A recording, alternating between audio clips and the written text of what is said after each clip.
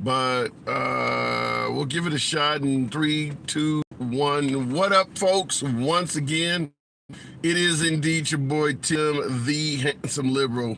I don't know if we're going to be able to do it, but we'll give it a shot. We were talking about what you see the live is clearly titled as, and that is the fact that Trump has indeed won round one, if you're judging it by the response of the Supreme Court. Supreme Court has chosen not to entertain Jack Smith's request that Trump be, for the most part, denied immunity in regards to January 6th, and also not be able to use any double jeopardy defense, or at the very least question whether he was entitled to it or not. Those are the two things that went before the Supreme Court, and they decided not to even take the case. So it gets kicked back, and it has to go through the normal process. So it's not to say that the Supreme Court could not later on suggest that Trump did not have any immunity protections on January 6th, that he does not have the right to claim double jeopardy in regards to an insurrection claim. They could decide this later on. So why is it a Trump victory? Because the purpose, the goal of President Trump is not to be acquitted of these charges from Jack Smith at all. That's not the goal, is to be found not guilty. You or I go to court, you or I end up in trial. Our goal is to come out with a not guilty verdict. But because Trump is on path to potentially become the commander-in-chief yet once again, the goal is to delay this case until he can be back in the White House. And then it gives him a variety of avenues that you or I as a defendant would never have, such as once Trump becomes president, if he is victorious and becomes president again, he can remove Merrick Garland, which is basically Jack Smith's boss, and put someone else in. And then they can just simply take Jack Smith off the case and put in someone that is more favorable and friendly to President Trump. Or perhaps somebody that may just simply drop the charges against Trump altogether. We know that all politicians try to appoint folks that are favorable to their mindset, but Trump takes it a step further by seeking loyalists, people who are loyal to his way of thinking, acting, behaving, etc. He seeks loyalists. So if you get a Trump loyalist in place of Merrick Garland, the case is essentially over. That's the goal, not a not guilty verdict. The goal is to get rid of the players in the game. That way it's over. You're not trying to beat the other team. You're trying to remove their players. And it's quite possible Trump could succeed at that. That's not out of the realm of possibilities. However, I want to find out from you folks, what do you think? Do you believe Trump was immune on January 6th from any criminal prosecution? We're not asking whether he's guilty of what took place on January 6th or not. We're not asking, is he responsible for it or not? We're asking, was he in a position where he couldn't be charged with a crime at all because he was acting on behalf of the United States?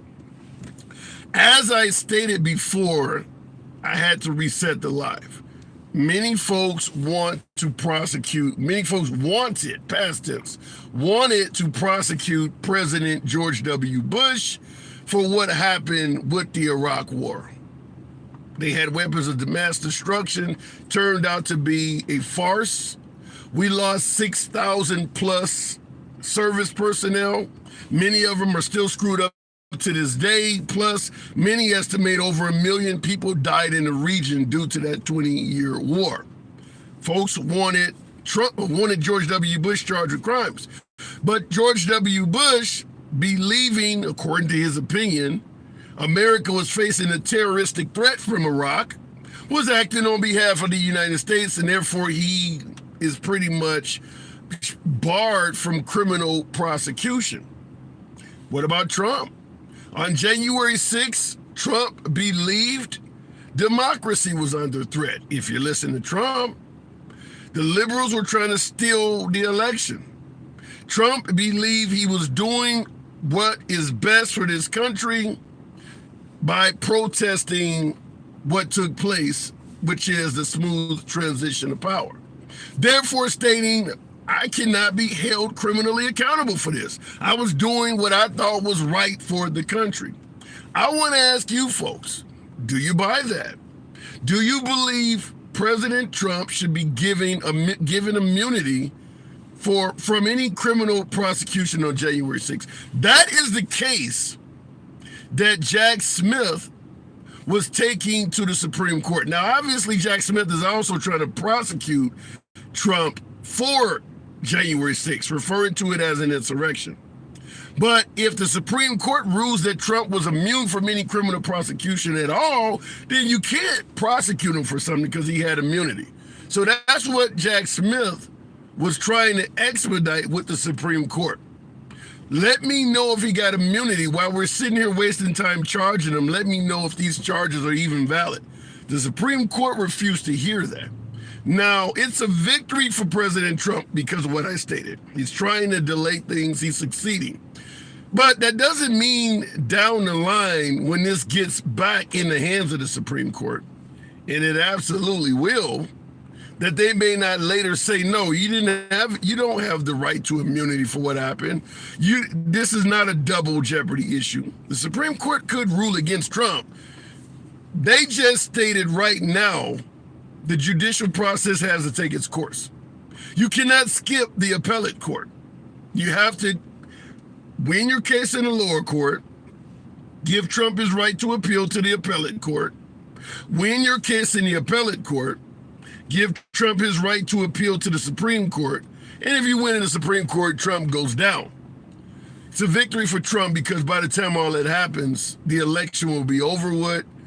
If Trump wins, Jack Smith won't even have his job. It'll be somebody else, most likely favorable to Trump. That's why it's a win for President Trump. But what do you folks think? Looking in the comments, right, but everyone around him, I didn't see what that said. I wanted to read that comment. We'll keep it going. The TikTok moves your comments. And by the way, folks, tap the screen. The numbers have been acting up because of the quality of the live was kind of screwed up on the last one. I do appreciate you folks that are here, 125 or so. Tap the screen, get the likes up to around 5,000. It probably will increase those numbers. I see in the comments, looks like it says Goody is saying not guilty. Well, we're not here. We can talk about that too, but what Jack Smith was trying to find out was whether Trump could be charged or not charged. Not whether he's guilty or not. That is what he's doing in the lower courts. But he was asking the Supreme Court, can I even charge him at all? Looking on YouTube, Max says lock Trump up, followed by Troy saying Trump 2024. So gives you a good example of how widespread the feelings towards Trump are. Some folks are like, I would vote for him even if he's in jail. Other people are like, if he was the last man on earth, I would not elect him. So the opinions on this is widespread. Do you think Trump had immunity? Yes or no? I want to see that in the comments. Do you folks believe, let's say January 6th, whether you think he's guilty or innocent, you can debate that all you want, but do you believe what he was doing on January 6th was on behalf of this country, thereby excluding him from being able to be charged criminally at all? What say you? Looking in the comments, let me just say something real quick for you folks on TikTok, because the program is running on YouTube just fine. But I see somebody say, get a Verizon phone, please. I don't know why. I must have been throttled down on my smartphone device. The YouTube show is on a tablet and it's working fine. So I don't know why it's doing that. But if Trump is allowed to prevent a peaceful transition of power, so can future presidents. True, but the argument first has to be made, was President Trump trying to interfere with a peaceful transfer of power? Jack Smith first has to prove that in court. like I said before, Trump is entitled to his day in court. And so far, Trump hasn't been found guilty of trying to prevent a smooth transition of power. You got to get the guilty verdict before you can say that. Bro stepping every 3 seconds. I don't know. Like I said, the live is not pre-recorded. For some reason on TikTok, something's really going on with the live on TikTok. I don't know what's going on, but I think I know what just happened. Now, for you folks on YouTube, you're my only audience. TikTok just took the live down, suggesting misinformation. So I have been banned on TikTok for what we're discussing right now. In a global community is not, and this happens all the time. This does happen all the time. In a global community, it is natural for people to have different opinions, but we seek to operate on a shared set of facts and reality. We do not allow inaccurate, misleading, or false content that may cause significant harm to individuals or society, regardless of intent. Significant harm includes physical, psychological, or societal harm and property damage. Visit our community guidelines for information. Now I'm going to appeal it. Sometimes I win, sometimes I don't. I don't know if us discussing what happened on January 6th was what was causing TikTok to freeze the live, or if it was my signal. Obviously, for you folks on YouTube, we've been able to communicate the entire time. Could be folks reporting the live, but everything we discussed was in the form of a question, asking the viewers how they feel about this. What do you think?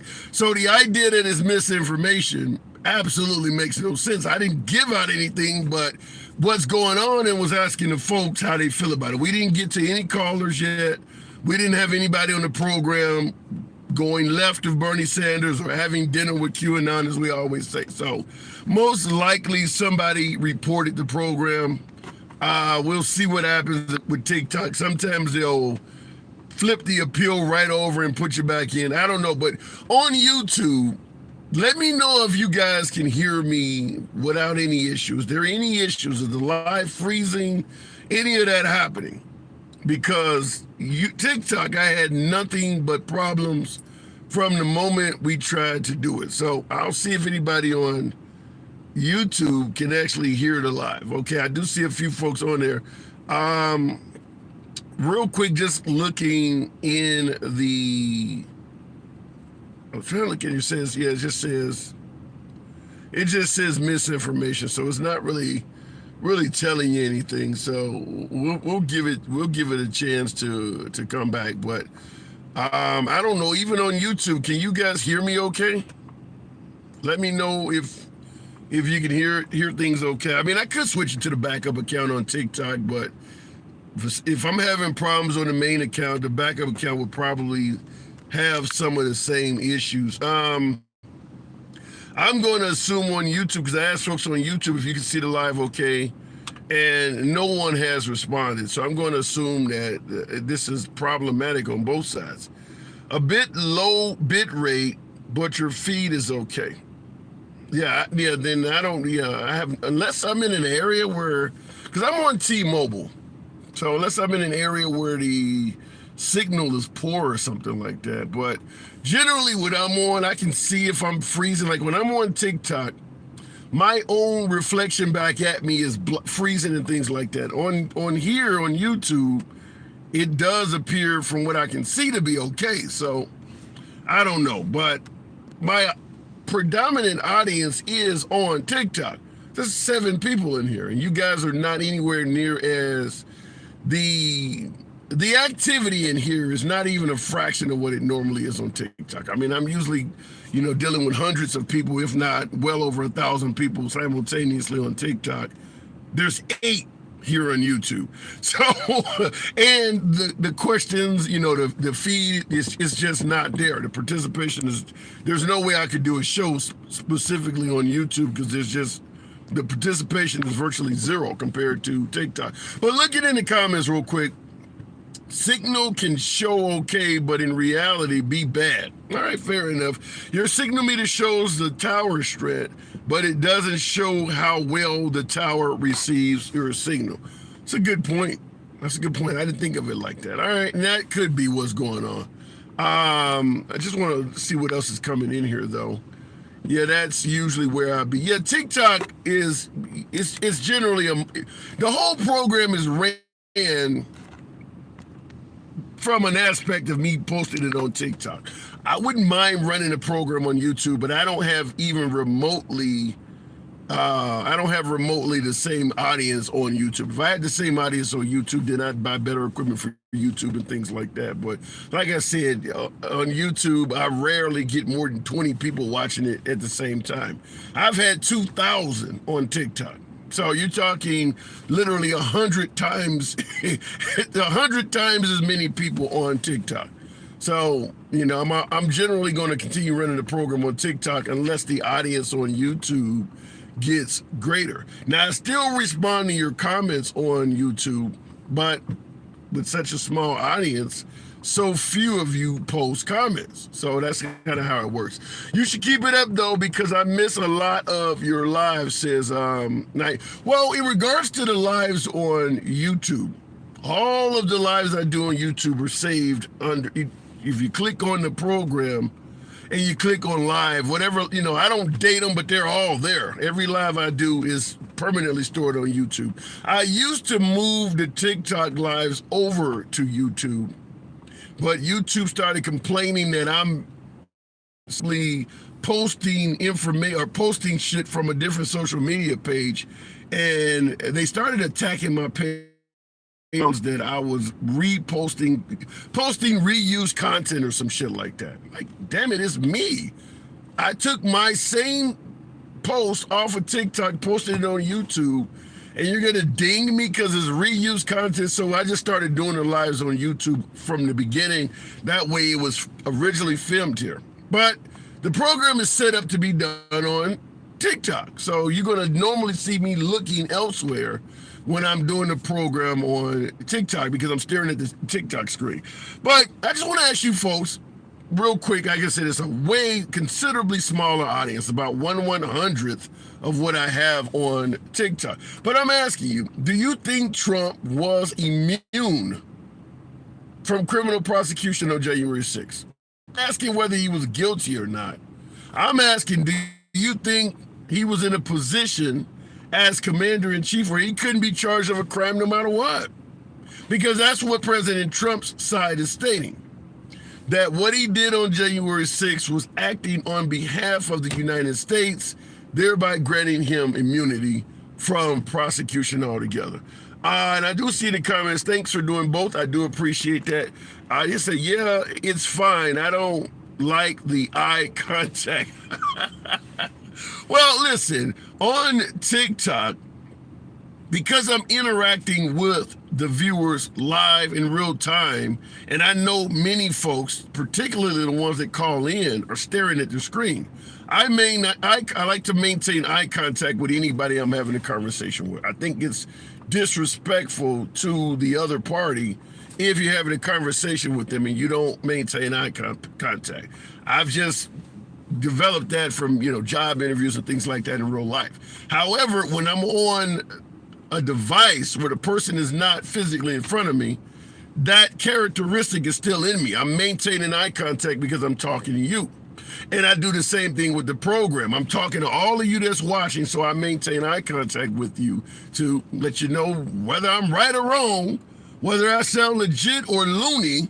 I'm being sincere in what I'm telling you. I'm not just telling you shit I don't believe in. I might be loony as hell to you, but I believe in this, and hopefully when you talk to me, you believe in what you're saying as well. Looking in the comments, probably not, but he is more vulnerable out of office than in office. So there may be some level of double jeopardy protection there. Seems like a bizarre argument. Well, it could be a bizarre argument. I'm not going to say whether it's bizarre or not, but I will tell you this. I do believe the Trump camp with its primary focus being to delay the election, is literally throwing whatever up against the wall in hopes of seeing what sticks. So bizarre arguments, regardless of how wild they may be, they delay the court by a day or two. File a crazy ass motion, whatever you got to do. It takes time to go through that motion and deny it. You only have 300 and some odd days before the next election. Every day you can delay it is a win. Every day you can delay the verdict in Jack Smith. Because remember, for Trump to be defeated, it's got to be done by the Supreme Court, meaning that the prosecutor has to climb through all three courts. There's a lot of room to delay that, folks. There's a lot of room to delay that. And I don't think there is going to be a single measure of delaying that trial that you can use that Trump's camp won't exhaust. They're going to come up with everything that is said, everything that is presented. They're going to challenge everything. Doesn't matter whether they think what's being presented is wrong and awful to Trump or not. They're delaying for the sake of delaying, because all you need to do is make sure it doesn't go before the Supreme Court before November of next year. That's the goal. The goal is not for Trump to prove his innocence and be found not guilty. The goal is to stop a verdict from coming in no matter what it is. The goal is delay.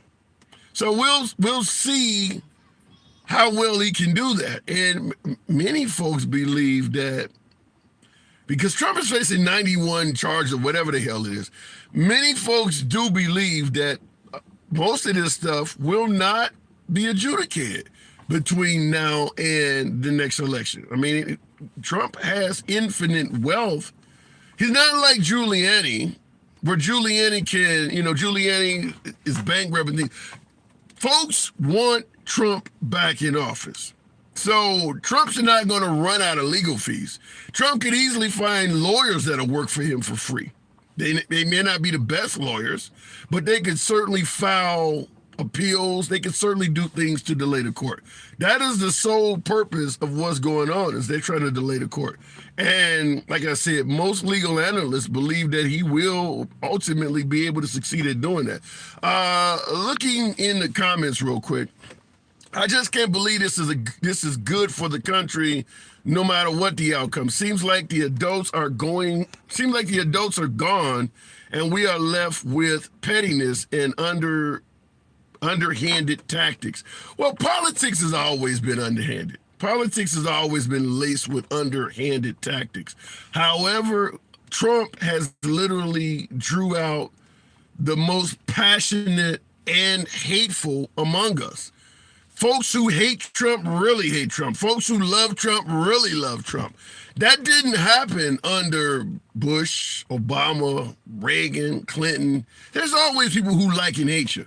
But with President Trump, it's really, really tribalistic. It's really tribalistic. So like I said before, we don't know what will happen when it comes down to a verdict with Trump, whether he be found innocent or guilty or not. But we do know, indeed, the goal is to delay this as long as it can be done. There's no way in hell all of the cases against Trump, all of the charges that's been presented against Trump will be adjudicated by November of next year. Some of that stuff will still be going on. So if Trump becomes president again, some of those charges will never come to fruition. They just won't. I mean, Trump is already, 77, 78, whatever the case may be. He'll be in his 80s. I mean, most likely that stuff will just fall by the wayside. It's just not. And like I stated before, if Trump gets reelected, he's going to get rid of Merrick Garland. He's going to have whoever he puts in to replace Merrick Garland, replace Jack Smith, and it'll be Trump loyalists. It'll be over with. That's the goal. That's the goal, is to just make it go. Once it gets to that point, you may have Jack Smith's replacement decide that the case was bullshit from the beginning, and the government has decided to drop the charges against Trump. That's likely what will happen. You'll get a loyalist, because remember, Trump believes the charges against him are bullshit. Trump definitely, and many folks who support Trump believe the charges against Trump are bullshit. They're a witch hunt. How hard would it be to appoint a loyalist that feel the same way. If you can get someone that feels the charges against Trump are a witch hunt and they're bullshit, and you can get rid of Merrick Garland, which Trump as president would have the power to do, and appoint somebody who thinks the charges are bullshit, then that person, once they take over Merrick Garland's position, would come out and state that these charges filed under the previous administration were egregious, were designed to go after the opposition. We believe they never should have been filed, and therefore the federal government would like to drop all charges against President Trump. That's the goal. That is the goal, not to be found not guilty. The goal is to interfere with the case and stop it from ever happening. Real quick looking, I see YouTube on TikTok. I do have the backup page going, but we were just talking about the Supreme Court, just talking about the Trump victory in the Supreme. What about double jeopardy? Because Trump is suggesting that Congress already tried to impeach him, beat the impeachment. Can Jack Smith criminally go after him for the same charges that Congress went after him for? Is that double jeopardy? That's also what Jack Smith was trying to get the Supreme Court to admit, or not to admit, but to decide on. Because if the Supreme Court decides that Trump has double jeopardy protections, or that Trump has presidential immunity for January 6th, then that would tell Jack Smith there's no need to even file the charges against Trump. Because Jack Smith could get a guilty verdict on Trump and suggested that he tried to perform a coup on January 6th. But if the Supreme Court says he had immunity because he was acting as president, then even with a guilty verdict, it goes nowhere. Even with a guilty verdict, it goes nowhere. So with the Supreme Court not hearing the case, it leaves Trump a bunch of avenues to still escape. It's a win for Trump. I mean, it doesn't mean he's going to get out of it, but it's certainly a win in the right direction if you support Trump. That's a huge delay. That's a huge delay. But at the same time, even though I tend to lean left, I will tell you it's also, in my opinion, a win for the judicial system. I don't believe you should be able to skip over the court process. Listen, Trump is entitled to appeal to the appellate court. The appellate court may rule in his favor, then it would be up to Jack Smith to then try to appeal Trump's victory in the appellate court up to the Supreme Court. It's going to go to the Supreme Court no matter what, but I do believe any defendant should have his right to the appellate court. If Jack Smith had won and was able to skip the appellate court and expedite it to the Supreme Court, who else would not be entitled to that? You're setting a major precedent. So I don't feel really bad that this happened. The problem is not in what the Supreme Court did or what Jack Smith did. The problem is in the loopholes that are available to Trump. I don't blame Trump for using them. Most folks, if you can use loopholes when you're up before a judge or you're up on charges, if you can use loopholes to your advantage, most people are going to use them. Those loopholes shouldn't be there. Just like when a person is on death row, people are like, well, why does it take 20 years to execute somebody? Delay. That's the same kind of premise. That's what's going on. Those loopholes shouldn't be there. You got individuals that have nothing to do with Trump's case filing bullshit motions that the court has to entertain and throw out simply to delay the case. There are lawyers all over this country sending stuff into the federal government, asking to intervene on the case. Lawyers filing motions just to help Trump. Remember, there's only 300 and some odd days before the next election. All you have to do is delay it that time period. You don't have to win. You just have to delay it. And that is what they're doing. So I don't think those loopholes should be there. Trump is not seeking a speedy trial. His prosecutor is. So I don't know at the end of the day, but I do believe that Trump will be able to evade some of these cases from coming to fruition before the election. Now, in the state of Georgia, I think they may be able to get it in before, but another issue is too, with so many cases being presented against Trump simultaneously, he has the benefit of using them as bumper cars. If one case, if a prosecutor on one of his cases is trying to rush it, he can tell the judge, well, look, I got court dates on this other one. I can't come that day. So he can actually play them against each other to some degree. For instance, he can tell the judge, listen, Your Honor, my client was just in Miami on a charge. We need more time to look into this. I mean, these are legitimate claims. We wouldn't expect any other citizen not to get some type of provisions for some of this stuff. I mean, the man is facing a lot of cases. So there's a lot of ways to use this to his benefit if the only goal is to delay it. Real quick, looking in the comments on what did Trump do? Seems to me he divided this country, especially with the whole Bible thing. Vaughn on TikTok, in regards to Trump dividing the country with the Bible thing, that's not Trump. If anybody divides the country with the Bible, it wouldn't be Trump. Trump is probably the least religious president we've ever had. Trump said, I'm the least racist you know. He is the least Christian you know. Trump is not very Christian at all. Trump is, in my humble opinion, Trump is using Christianity to pander to evangelicals, just like the liberals sometimes will use issues facing, let's say, minorities to pander to the black vote. Trump is not very Christian. Anytime Trump can go on television and state, I've never asked God for forgiveness in my entire life. What Christian would say that? A senior citizen stating he's never asked God for forgiveness his whole life? That's not very Christian. Like, Trump is not Christian. It's not. But it works too. So when you say that Trump divided the nation with the Bible, I'm assuming you're talking about when he went out and held the Bible upside down and did it as an attack towards Black Lives Matter.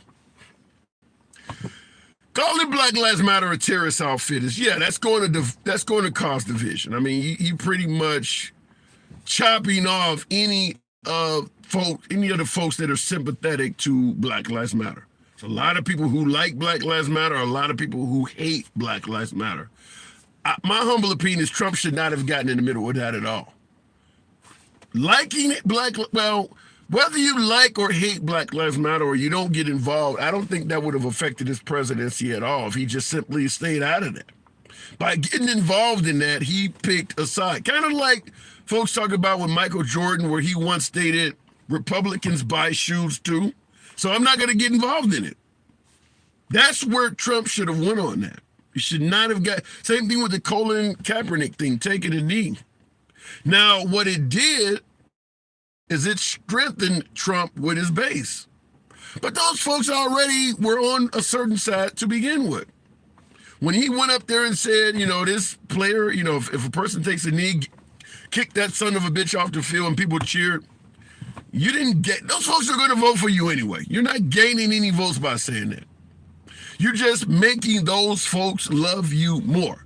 And that's what I'm simply saying. Some things you don't need to get involved in as a president. There's just no need to get involved in that, because you're taking a side and you're not gaining votes. You're isolating yourself from people. And I do believe that is what he did. But like I said, a lot of folks are glad he did it. It is what it is. But I don't think Trump divided the nation with the Bible. I think Trump divided the nation by taking a side and criticizing the hell out of the other side over and over and over again. That's not to say that the liberals weren't attacking Trump.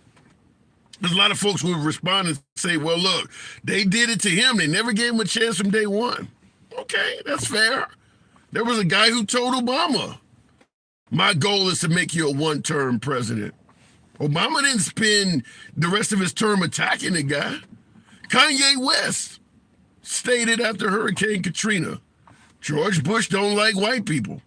You didn't see George W. Bush spend the rest of his term attacking Kanye West. The problem with President Trump was is he will show up to any fight you invite him to.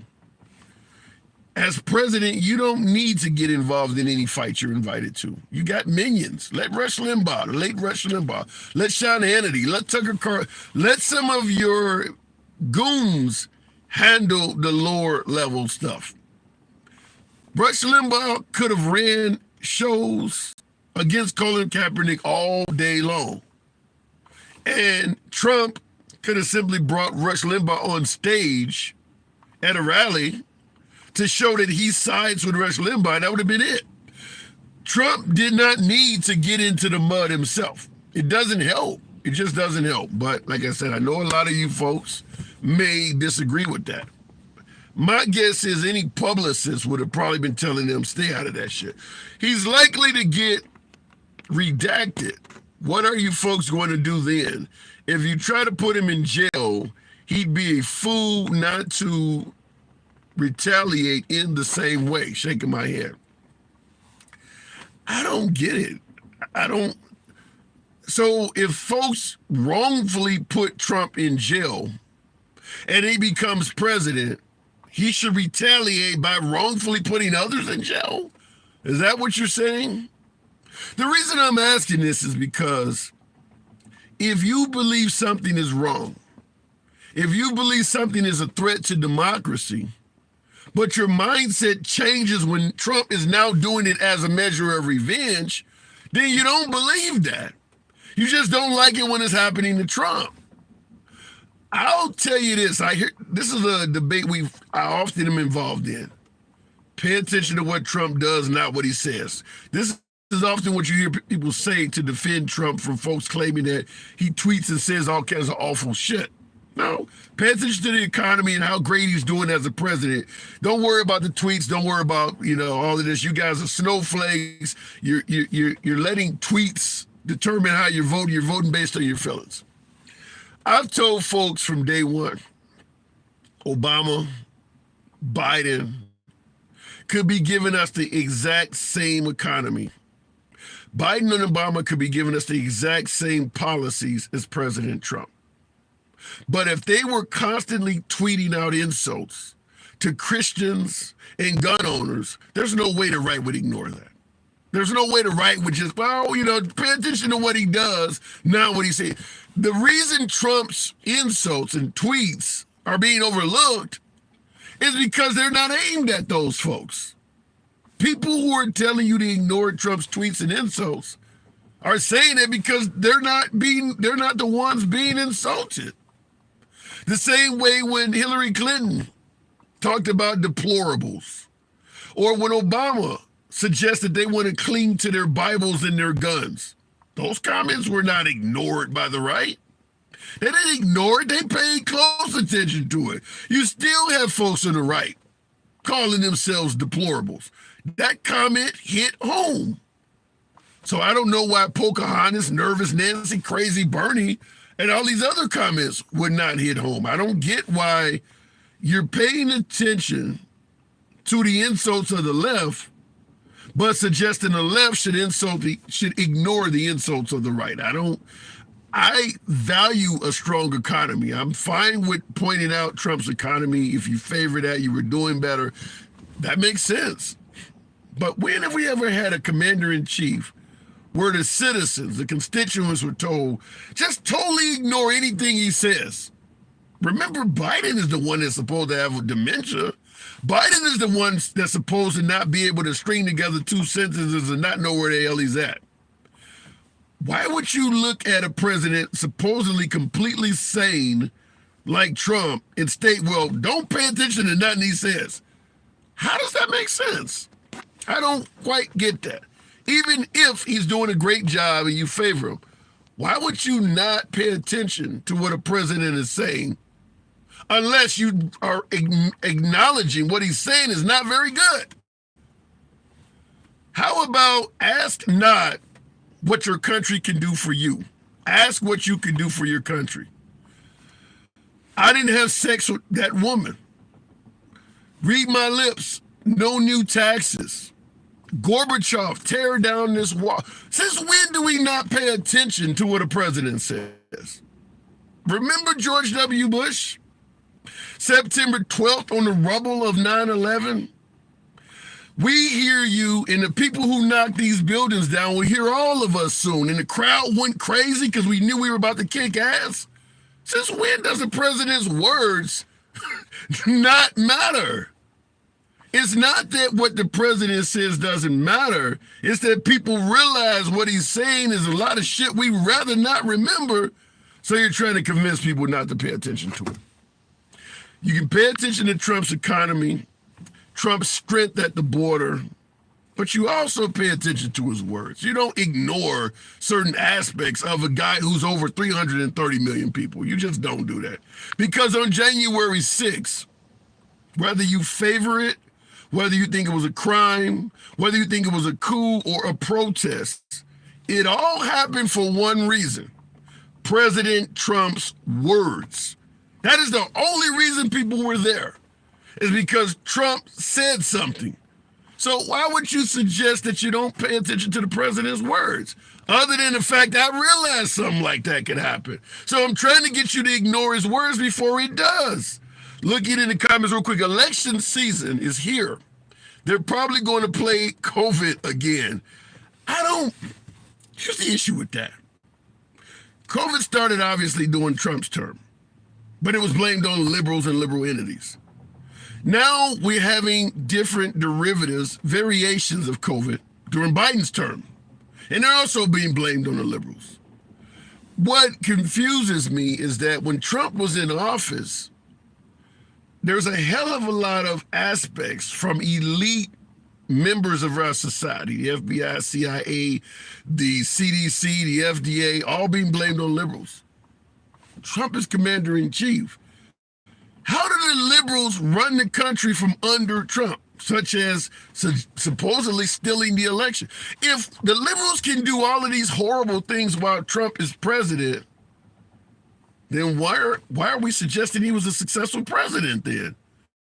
You can't control your FBI from being taken up under you from the liberals while you're president?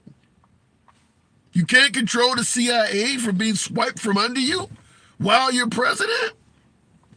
You don't have to hate Trump or love Trump to ask that. That's a legitimate question. How can the liberals do all of this stuff while you're in the White House? And if the liberals are guilty of it, and you get back in the White House again, how do we know they can't do it again? There's nothing has changed. Trump promised to drain the swamp. Nobody's gone. So if he couldn't stop the swamp from cheating on the election, doing all these other things that the right is accusing the left of doing, what makes you think if he gets back in office, he's going to stop it the second time? Well, we just feel he learned now, and we're just going to attribute some powers to him that we think he has learned. Did you not see Dr. Oz, Herschel Walker, Carrie Lake? Does it look like he's been successful? Did it look like he learned from appointing bad people during his presidency, and he learned to appoint better people in the midterms? Do you look at the midterm results of Trump and think, well, he learned his lesson now? Does it look that way? That's what I ask you folks. Remember, no matter how successful you may feel Trump was as president, one thing remains true. He cannot rule alone. He cannot do it by himself. If you believe the FBI, the CIA, the fucking NSA, all these people, all these entities are out of control, he can't do it by himself unless he's a dictator. It's the only way he can do it. It's the only way you can successfully run a whole country by yourself is if you do it from a dictatorship. Obviously, we don't run the country that way. Looking in the comments, most normal people just don't have time to go protest and try to overthrow their government. We have to work. Do any of these people have jobs? Not anymore, because they're all in jail. Well, Trump has talked about pardoning them, but under January 6th, people believe the election was being stolen. Democracy was under threat. If you feel that way, in my humble opinion, that's worth taking off work for. I mean, January 6th was only one day. Now, they didn't expect to go to jail, because it was supposed to be a peaceful protest. They're in jail for doing things that were anything but peaceful. Everybody that went to Washington on January 6th is obviously not in jail. I don't think anyone that protested on the lawn that did not go in the Capitol building got arrested. The overwhelming majority of people that went to D.C. to protest, to stop the steal movement, they didn't go to jail. Most of them people were free. They didn't get charged with anything. It's just those who decided to go in the Capitol building. And even everybody that went in the Capitol building were not all charged. They didn't, 100% of the people you see in the Capitol building didn't go to jail. Looking in the comments real quick. A society can't survive when the government encourages dependence on them, discourages faith, hard work, ambition, independence, and the ability to take care of yourself. Well, in regards to faith, there's a whole lot of successful societies that are not deeply religious or faith. Listen, I understand I may be at odds with some of my viewers, particularly my beloved MAGA folks who are evangelicals, Christian, religious. But my humble opinion is faith doesn't have anything. You can be successful with zero faith. An atheist can be just as successful in this country in a capitalistic market as somebody who is deeply religious. Now, eternally, that's a different question. But you don't need faith to succeed in America. You just don't. I mean, it may help you out spiritually, it may help you out mentally and things like that, but you can succeed in this country without faith at all. So I don't know if I agree with that part. The other frustrating thing is that Trump, aside from being a symptom of a problem, is essentially irrelevant. How so? People see two choices: outsiders like Trump or business as usual uniparty. That's something I have a issue with. Maybe I'm wrong, you folks in the comments. We got a small audience. This is just strictly YouTube tonight, but just real quick. The notion that Trump is an outsider, not a typical politician, in my humble opinion, that ship has sailed. Trump has served 4 years in office already. You can't be a senior in high school about to go to prom suggesting you're not a typical student.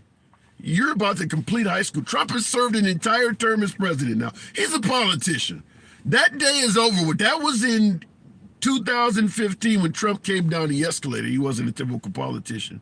He served an entire term in office. Damn it, what else do you got to do to be a politician? Now, maybe he doesn't work with some politicians. We can debate that, but he's a politician. Now, I would also suggest I'm at odds for the simple fact that Trump was a very successful businessman in one of the most corrupt, largest cities in this country, if not the world. Talking about New York. You don't reach the pinnacle of success in New York without being a politician. You just don't. You don't need to have an actual oath or sworn in office to be a politician. He's hanging around Giuliani, the mayor at the time. He's obviously hung around the Clintons. He's hanging around Jesse Jackson, Al Sharpton. You're hanging around all these politicians, but you're an outsider? How? You're hanging around all the people that are insiders. He was at the Clintons' wedding. Just because you decided to speak negatively of these folks starting in 2015, that doesn't make you become an outsider. You just chose to go a different way. He's not an outsider. Looking in the comments, he's perceived as an outsider. Okay, that's what people want. People are seeking representation from an outsider type figure. Then you should be voting for the Kennedy guy, Marianne Williamson. These are outsiders. These are people that are genuinely outside. Trump is not an outsider. Trump has been flirting with and affiliating with high-level politicians most of his adult life. He's not an outsider. I don't get out. You think they would be hanging with him as a citizen if he was an outsider? Trump changed his tune right before running for office. A lot of folks will ask, all these African Americans favorite Trump. Now all of a sudden he's a racist. How the hell does that work? Simple. The way Trump was as a citizen is completely opposite of the way he is as president. He changed a lot of things he would say. He changed the people he hung around. He changed a lot of his views. Trump, as a citizen, entertained that he was a Democrat, suggested high-capacity magazine bans, all of that. He's not that type of guy anymore. So to expect him to make these huge changes without having anybody change how they view him, that doesn't make sense. He's changed how he operates, and it's changed how people view him. Just want to say that. You think Trump, as a citizen, hanging around rap stars and all of that, would be going around saying Black Lives Matter is a terrorist group, or saying that Colin Kaepernick? He wouldn't have said that back in the 80s. He wouldn't have acted that way. He's a different guy. Not saying he doesn't have the right to change his opinion, that's fine. But the people who view you also have the right to change their opinion. You don't get that right alone. They get the right too. If I change how I feel about you, you probably change how you feel about me. That seems normal to me. This is why it's so frustrating to keep going back to Trump. He's not irrelevant. It's what he represents to his supporters, not his detractors. Well, he needs, listen, if he runs for president, which he's obviously doing, do you only pay attention to your supporters or just ignore your detractors? They're irrelevant too, perhaps. I don't know. I don't think any candidate with the support that President Trump has is irrelevant. Trump is very relevant. In fact, my belief is that even if Trump decided not to run for president, he would still be very relevant in politics. The love and loyalty to Trump is unrivaled. I don't even think Obama had that. He's relevant in U.S. politics, and he probably will be relevant till the day he dies. The fact that the belief that Trump is irrelevant doesn't resonate with me. Biden said Democrats need a liberal George Wallace. I would love to know the text of what made him say that and what did he mean by that. Joe Biden said that black kids would turn white schools into a racial jungle. Yeah, he did say that. Just like I pointed out, Trump said that he identifies as a Democrat, or that we should have high-capacity magazine bans. A lot of the things that we credit Biden for saying that were indeed very racist sounding are from 10, 20, 30, 40 years ago, with the exception, vote for me or you ain't black. That's probably the only thing. And I got to say, a lot of the African-American community view it the same way Trump supporters view locker room talk. They don't take offense to it. Maybe it's right, maybe it's wrong, but a lot of folks don't. A lot of folks of color do not take offense to Trump, to Biden saying vote for me or you ain't black. In fact, you folks know I do a live stream on TikTok where I'm generally talking to hundreds of people, if not a few thousand. I get told all the time, Biden is a racist by folks because of that vote for me or you ain't black comment. I can tell you this, 90% in my small corner of social media, I understand it's not representative of all, but 90% of the folks in my tiny ass corner of social media that says vote for me or you ain't black as a racist comment are not black people telling me that. It's overwhelmingly non-blacks that say what Biden said was racist towards black people. I don't get a lot of black people that complain about that. And I get plenty of African Americans that support Trump. They see a problem with it. But obviously the overwhelming majority of blacks don't support Trump. We get that. But yeah, I don't get a lot of black people that view that comment as racist. It's usually non-black people that are complaining about it. Keep voting blue and the endless catastrophes will keep happening. Endless catastrophes. Obama served 8 years. Could you please reference the catastrophes that were taking place during that time? Clinton served 8 years. What catastrophes are happening? We survived Bill Clinton, and the right was happy with the likes of George Bush. We survived 8 years of Obama. He was going to destroy the country, turn us into socialist Greece. At the time, Venezuela was doing okay. Hugo Chavez was running the country. Greece was a failing economy. So if you vote for Obama, you're going to turn America into socialist Greece. Obama did 8 years. Trump, within a year of taking office, was saying America's doing better than it's ever done before.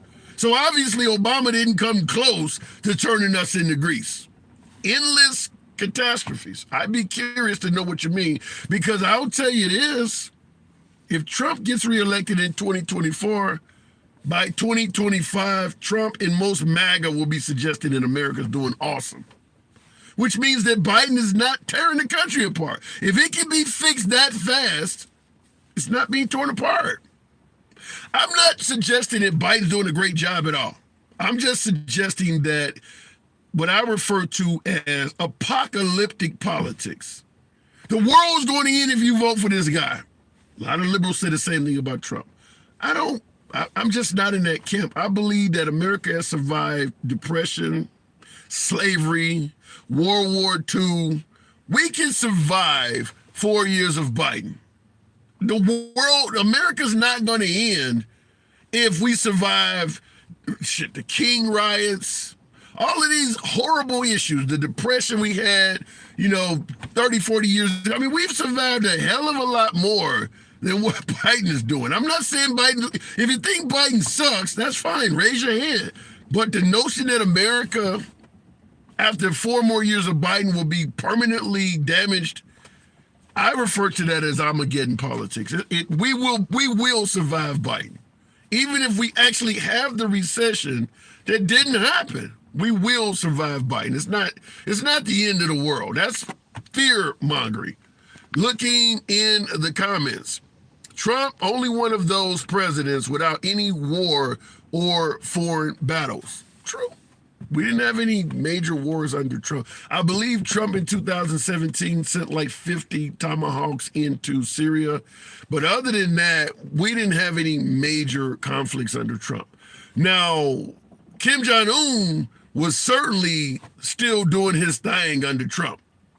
Trump made a few threats. It slowed down a little bit after Trump went and visited him.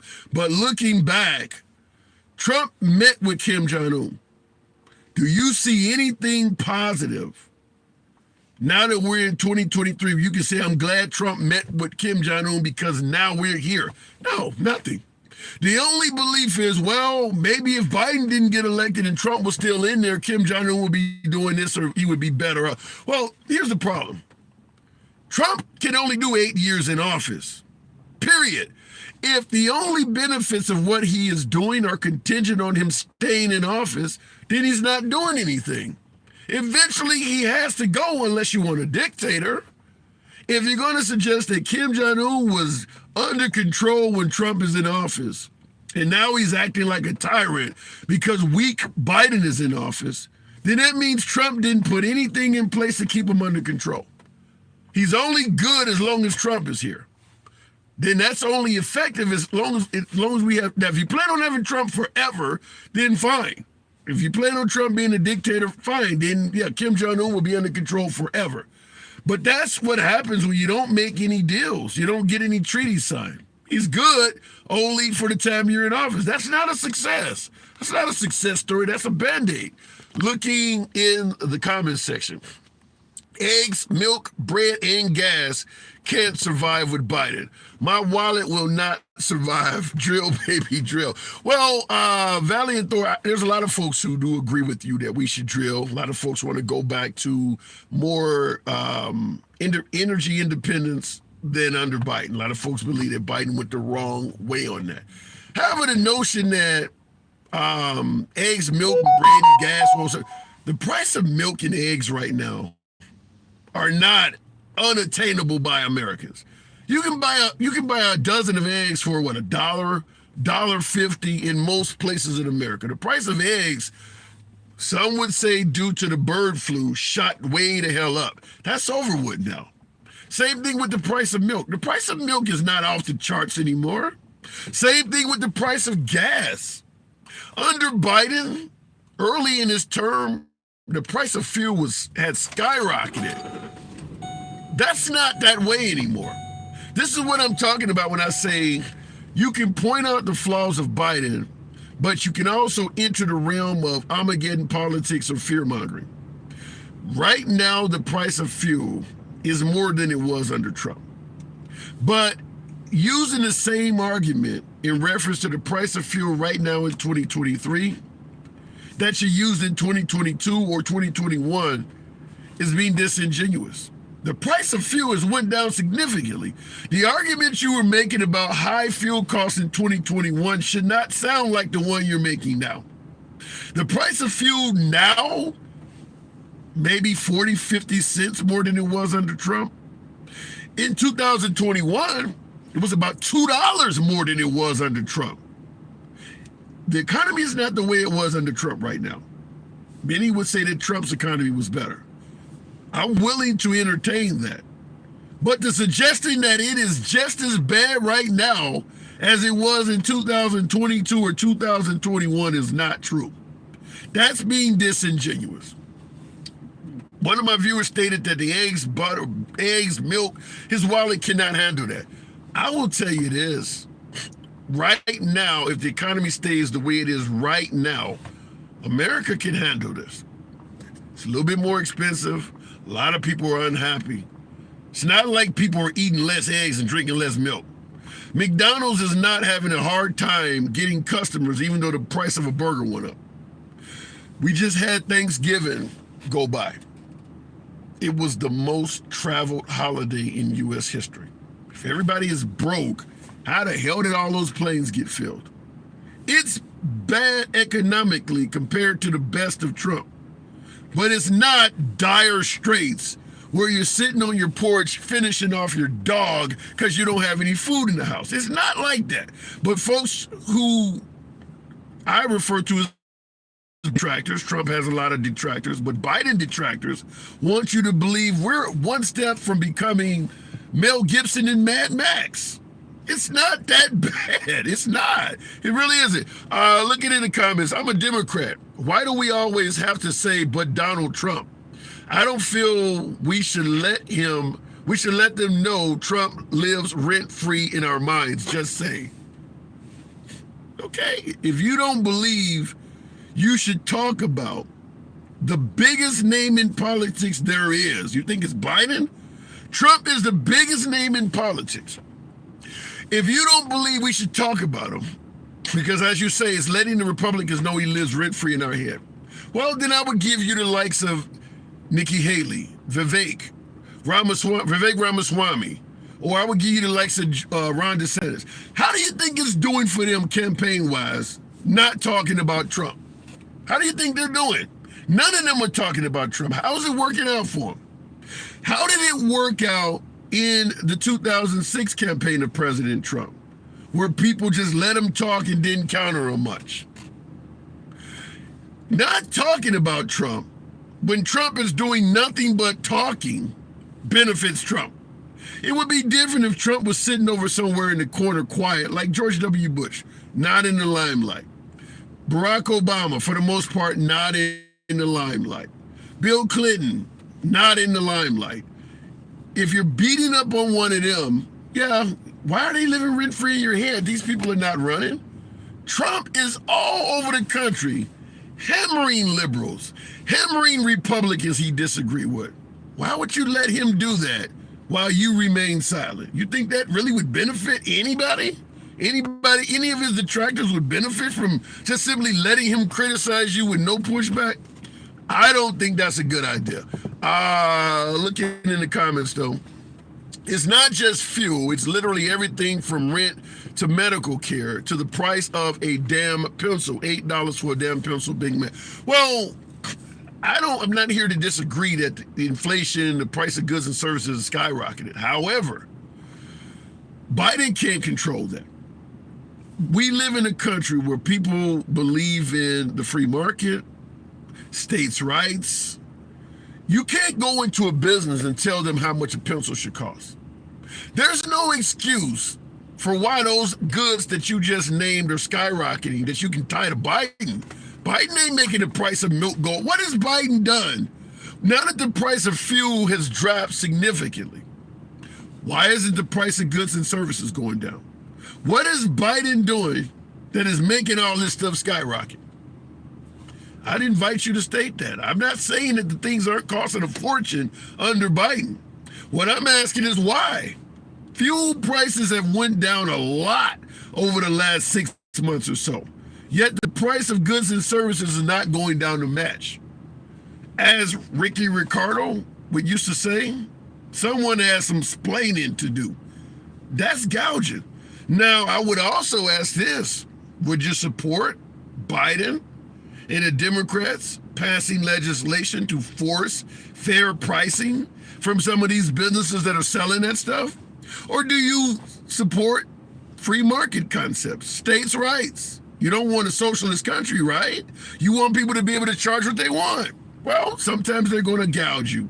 Hell, I do a lot of ride sharing videos. I'm sure some of you folks in the audience have seen my Uber videos. Uber is a perfect example. Uber and Lyft are a perfect example of what a business will do when they have no government interaction. What Uber is doing to its drivers and its riders, they're doing that on their own. Nobody's making the salaries to drivers with Uber go down or the price of an Uber trip go up. The president ain't doing that. The company is doing that. You don't think other companies are doing the same thing? You can't blame the cost of a rideshare trip on Biden or the low salaries that drivers are making. That's not Biden's fault. The company is doing that.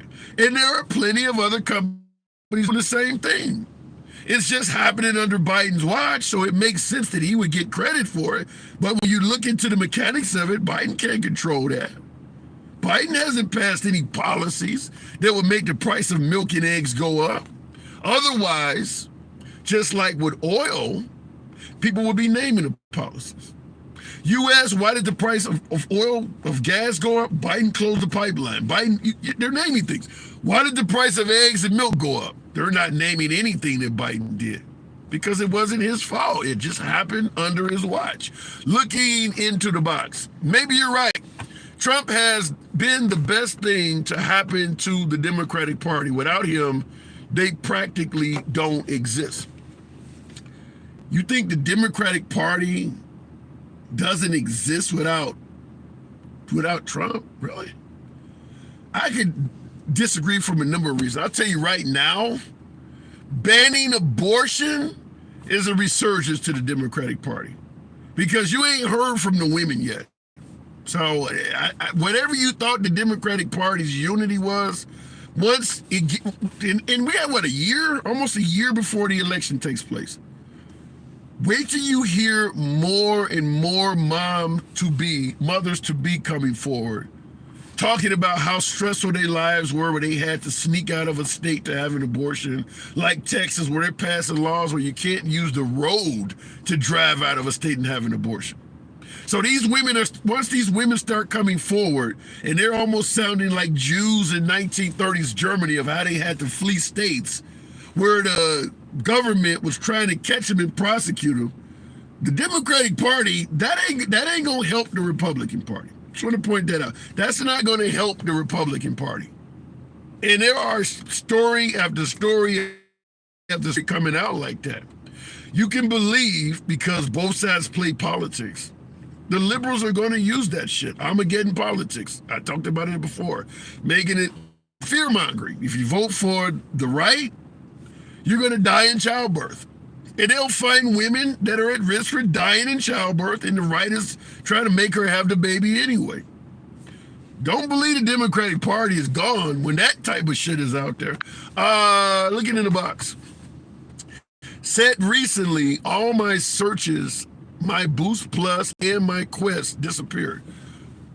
That's a rideshare question. Yeah, like I said, price of goods and services under Biden have went up. But like that rideshare question, some prices have nothing to do with the president. Some companies are just using whatever excuse they can to gouge people, to pay lower salaries. Right now, under Biden, salaries have went up significantly. So have the price of the shit you're buying, but burger flippers, are making 20 bucks an hour in some places. Making 15 bucks an hour is very easy as a burger flipper in most big cities. Under Trump, they were getting paid about 10. Now, even though they're making more money under Biden, the minimum wage didn't move. The minimum wage in most states did not move. I'm pointing this out to say companies can sometimes do whatever they want and the president gets blamed for it. Let's say you get Trump back in office. Trump implements policies that force everybody to go back to work. The supply of employees goes back up. What do you think those companies are going to do when the minimum wage is legally only still $7.50 in most places? Them $15 an hour burger, them jobs are going to disappear. They're going to disappear. The only reason salaries skyrocketed is because Biden was putting in provisions where people had a choice on whether they needed to go to work or not. You get Trump in office, and fuck that, you're going to work. We're not going to give you shit to stay home. You have to go back to work. You increase the supply of employees. And the employer already knows, well, by law, I only have to give them $7.50 an hour. Those $15 an hour signs are going to go away. So one of the things you hear Trump brag about, the jobs numbers were fantastic under Trump. The economy was great under Trump. You don't hear him bragging that salaries went up under him. You don't hear him saying that at all because they didn't. Biden can say that under his watch, salaries of the average American worker went up. Certainly if you're at the bottom, the salaries went up. But the minimum wage did not officially go up. So the minute you get somebody else in there that goes the opposite way and gets everybody back out to work, the employers are going to drop the salaries. Very similar to what we talked about in ride sharing. Saturation of drivers, the bonuses, benefits, and pay goes down. Now, Trump or any Republican, if that happens under their watch, they're not going to brag that the salaries went down. You know what they're going to brag about? Under my watch, I got everybody back to work. Even though the people are making significantly less, that's not going to come up. Under my administration, more Americans went back to work than ever before. That's what you're going to hear. Not that they were making 16, 17 bucks an hour and now they're making $9. That ain't going to come up. That ain't going to come up. That's how you word things politically. The liberals do the same thing.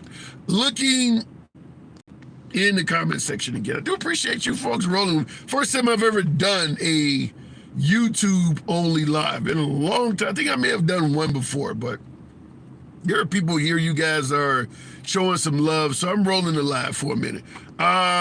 Looking in the comments, $16 an hour for an entry-level job. That's why everything is being automated. Next, they'll want to force companies to employ unskilled workers to do jobs they aren't qualified to do. You really believe the increase in salaries under Biden is why everything's being automated? As if Walmart did not get rid of its cashiers under Trump or under Obama when the salaries are already low. When I was young, you could dial any business and press 0 to speak to an operator. Now, go to our website, press 1 to speak to a Filipino. Look, they're going to get rid of you whether salaries go down or not. They're going to save money going automated or outsourcing the call center to the Philippines, whether they pay you $18 or $8 an hour, because they make less than that over there. Wages going up is not the reason that things are going automated. Things are going automated because they don't have to pay that shit anything at all. Don't undercut your salary hoping that, well, if I don't take very much, they'll keep me around. That sounds like a hoe. Sounds like something a hoe would say. You should always demand more. You really are in favor of taking a lower paycheck so that they'll keep you on? Know your worth. That's all I can say. Know your worth. That's crazy to want to do that. Looking in the comments real quick. I do appreciate you folks that are participating. It's not just fuel. It's literally, I read that comment already. Doesn't matter. Those items go up or down anyway, no matter who's president, in my opinion. I agree with that comment, Alita Curry. Fact is, even under Trump, where salaries didn't go up. Let's take Trump out of the picture. Let's just say minimum wage in this country, the length of time it has been where it's at. Most states in America, the minimum wage is $7.50 to $8 an hour right now in 2023. If you went back 10 years, 2013, most salaries in America, the minimum wage was between $7.50 and $8 an hour. 10 years before. If you go back to 2003, most minimum wage salaries in America was about $6 to $8 an hour. The point I'm making is minimum wage hasn't moved at all in at least 20 years. In at least 20 years, it hasn't moved by much at all. You think the price of goods and services stayed the same over that 20 years? Let's take Biden out of the picture. Trump gave us a great economy. Let's go to the end. Let's go right before COVID, when things were soaring high in America. 2019, the fall of 2019, right before the very first COVID case in America. From 2003 to November of 2019, look at what minimum wage did. You tell me that keeping wages low has anything to do with the price of goods and services. Minimum wage had, for the most part, not moved from 2003 to 2017. You think the price of goods and services stayed the same during that 14-year period? I don't think anyone believes that. They're going to raise the price of goods and services no matter how they pay you, no matter how much they pay you. And we talk about ride sharing. Uber's a perfect example. For rideshare drivers, salaries have went down substantially, yet the price of the ride went up a lot. So you're telling me that, well, if I had to pay him more, I could give you the good or services for cheaper. Then explain Uber. Explain Uber. The drivers, rideshare drivers make about $2.20 to 72 cents. Easily, just about every market in America, rideshare drivers over the last 10 years or so make at least 50% less than they do now. At least 50%. When I say at least, it could be 70 or 80% in some markets. Less than they do now. Yet the price the customer is paying to get in the car has almost went up by that same margin. Tell me that pay has something directly to do with what you're being charged, because it doesn't explain that at all. Sometimes the companies are just greedy, folks. It's not always about what they're paying their employees. At the end of the day, if I'm in a capitalist system, I want to make as much money as I can.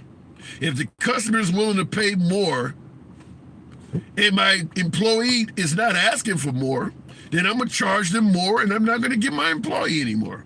Happens all the time.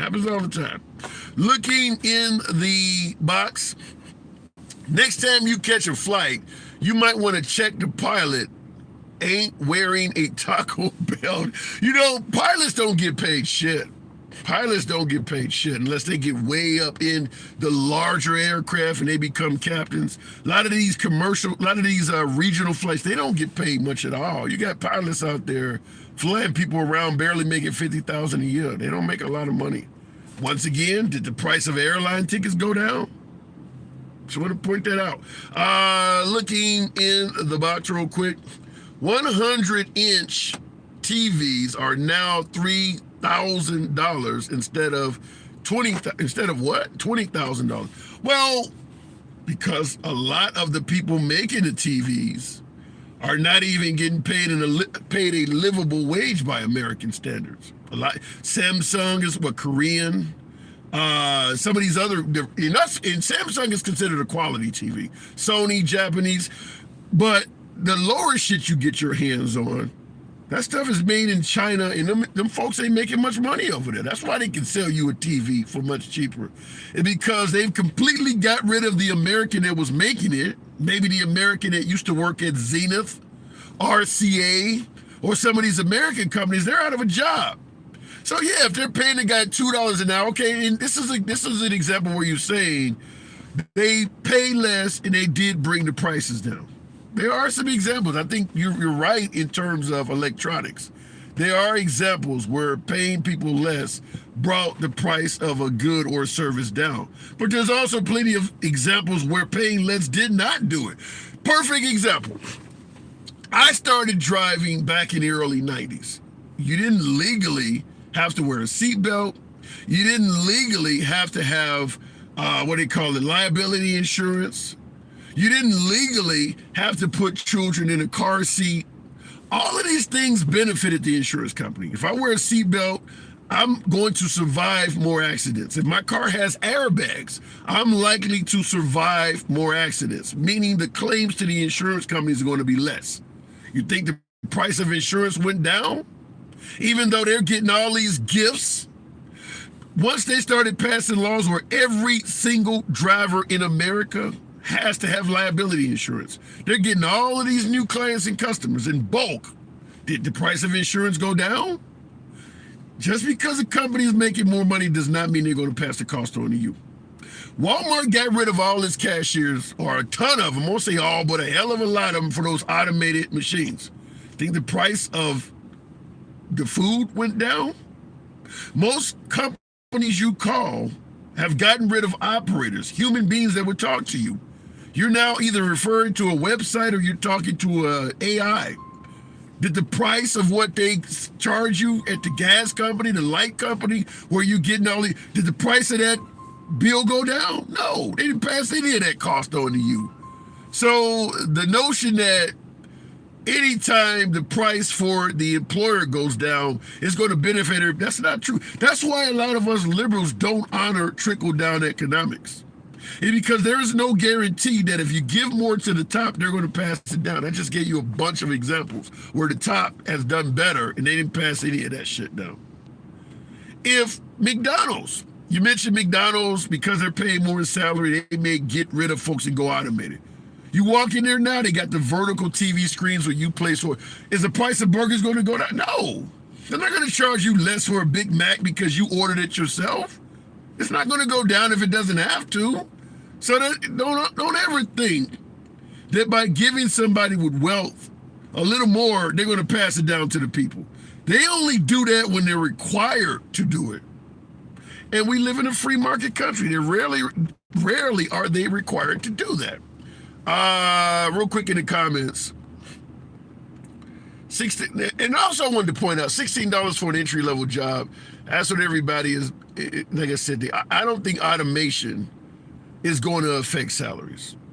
Automation may happen because people don't want to pay the salaries, but even if they're allowed to become automated, they're not going to pass that savings on to the customer. They're just not, unless they absolutely have to. And in most cases, they don't. It's the way it is, folks. Anyhow, I do appreciate you folks rolling with your boy. I haven't done a YouTube-only live. I don't know if I've ever done it. But I do appreciate you guys have stayed tuned in.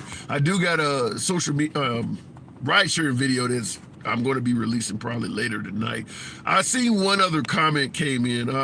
When I go to Walmart, I make it a point to hit the break room and help myself to the snacks and drinks provided for employees if I'm gonna do their job at the checkout. You can't just, that's funny. I like it, but you can't legally do that. I mean, first of all, there was a mass shooting at a Walmart break room earlier this year. So I'm assuming you can't just walk into the break room. Can you do that?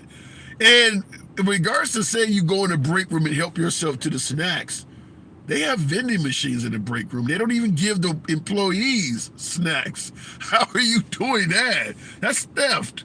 You gonna go in there and end up coming out with a charge of shoplifting. But it's funny. But it was funny. Looking at it, go in there, help yourself to the snacks. Real quick, most normal people just don't have time to go protest. Just looking at some of the older comments before I wrap it up. And yeah, I see you guys there. So I do appreciate that. I think more people see it as, I think I meant something I saw in there. Okay, all right. I covered the comments. I appreciate you folks tuning in. Catch you guys on the next live stream. Have a good night.